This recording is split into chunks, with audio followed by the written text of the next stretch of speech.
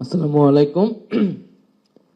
উপস্থিত অন্তর্বর্তী সরকারের এবং ঐক্যমত্য কমিশনের সভাপতি ডক্টর ইউনূস সাহেব এবং অন্যান্য উপদেষ্টাবৃন্দ, ঐক্যমত্য কমিশনের অন্যান্য সদস্যবৃন্দ এবং বিভিন্ন রাজনৈতিক দলের নেতৃত্ববৃন্দ, জাতীয় নাগরিক পার্টির পক্ষ থেকে সকলকে শুভেচ্ছা জানাচ্ছি। আমি যদি সরাসরি আলোচনা যাই, যে সরকারের পক্ষ থেকে জুলাই ঘোষণাপত্রের একটা আশ্বাস দেওয়া হয়েছিল, এর আগে জানুয়ারির 15 তারিখের মধ্যে সেটি করার কথা ছিল, কিন্তু সেটি হয় নাই। সাম্প্রতিক আওয়ামী লীগ নিষিদ্ধের যে আন্দোলন, সে আন্দোলনের প্রেক্ষিতে সরকার 30 কার্যদিবস ঘোষণা করেছিল। আমরা দেখছি অনেকগুলো কার্যদিবস হয়ে গেছে এবং সেই জুলাই ঘোষণাপত্রের জারি করার ক্ষেত্রে সরকার কি ধরনের উদ্যোগ নিয়েছে বা সেটি কবে হবে সেটা আমরা এখনো পরিষ্কার হতে পারি না। আমি আশা করব যে সরকার যে প্রতিষ্ঠিত সময়, সেই সময়ের মধ্যে জুলাই ঘোষণাপত্র জাতির সামনে জারি করবেন। আর দ্বিতীয়ত, জুলাই সনদের বিষয়টি এসেছে যে সংস্কারের ঐক্যমত্যের প্রেক্ষিতে আমরা আশা করি যে এই জুলাই মাসের মধ্যেই 5ই আগস্টের আগেই জুলাই সনদ হয়ে যাবে এবং আমরা ঐক্যমত্যের ভিত্তিতেই বাংলাদেশের পরবর্তী রাষ্ট্র কাঠামো বা সংস্কারের রূপরেখা কি সেটি জানতে পারবো।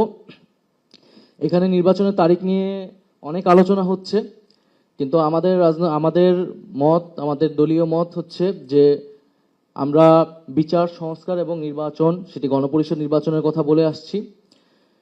যদি জুলাই সনদ ঘোষণার আগেই নির্বাচনের তারিখ ঘোষণা হয়ে যায়, তাহলে আসলে সংস্কার প্রক্রিয়া ব্যাহত হবে বলে আমরা মনে করি।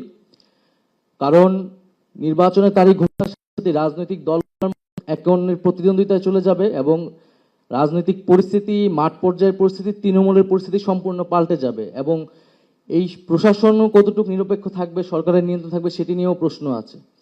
ফলে এই রাজনৈতিক ফ্যাসিবাদ বিরোধী রাজনৈতিক দলগুলা নির্যাতিত হয়েছে, নিপীড়িত হয়েছে, জনগণ ভোটাধিকারের জন্য লড়াই করেছে।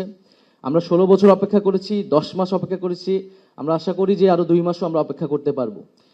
জুন জুলাই মাসের মধ্যেই জুলাই সনদ আলোচনা করে ফেলা উচিত এবং জুলাই সনদ ঘোষণার পরে নির্বাচনের তারিখটি ঘোষণা করে দেওয়া উচিত আমরা মনে করি। কারণ জনগণকেও আমাদের আশ্বস্ত করতে হবে, এই সরকারের দায়িত্ব, যে ভবিষ্যৎ বাংলাদেশ, এই বাংলাদেশের শাসনতান্ত্রিক পরিবর্তনটা কি হবে, শাসন ব্যবস্থার পরিবর্তন কি হবে, কি কি মৌলিক সংস্কার হবে, আবার রাজনৈতিক প্রয়োজন যে নির্বাচনের তারিখটি কবে হবে। তাই সেক্ষেত্রে আমি আহ্বান জানাবো যে জুন জুলাই মাসের মধ্যেই জুলাই সনদটি তৈরি করে আমরা যাতে 5ই আগস্ট ভাবে এই জুলাই গণ অভ্যুত্থান আমরা উদযাপন করতে পারি এবং সেই উদযাপনের মধ্যে দিয়ে নির্বাচনের তারিখটি ঘোষণা করে দেওয়া যেতে পারে। আরেকটি বিষয় হচ্ছে, আমরা নির্বাচনের কথা বলতেছি, কিন্তু যদি নির্বাচন ব্যবস্থারও সংস্কার না হয়, ন্যূনতমভাবে নির্বাচন সংস্কার কমিশন গঠিত হয়েছে, সেই প্রস্তাবনাগুলো যদি গৃহীত না হয়, নির্বাচন কমিশন যদি পুনর্গঠিত না হয়, তাহলে আমরা কিভাবে সেই নির্বাচন আসলে কন্ডাক্ট হবে। এবং নির্বাচন কমিশনের নিরপেক্ষতা নিয়ে প্রশ্ন উঠেছে। আমরা প্রধান উপদেষ্টার কাছে আমাদের সেই উদ্বেগ জানিয়েছি।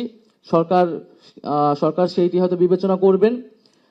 আর পাশাপাশি আমরা দেখতে পাচ্ছি যে গভীর উদ্বেগের সাথে যে আমাদের নির্বাচন কবে হবে কি হবে না,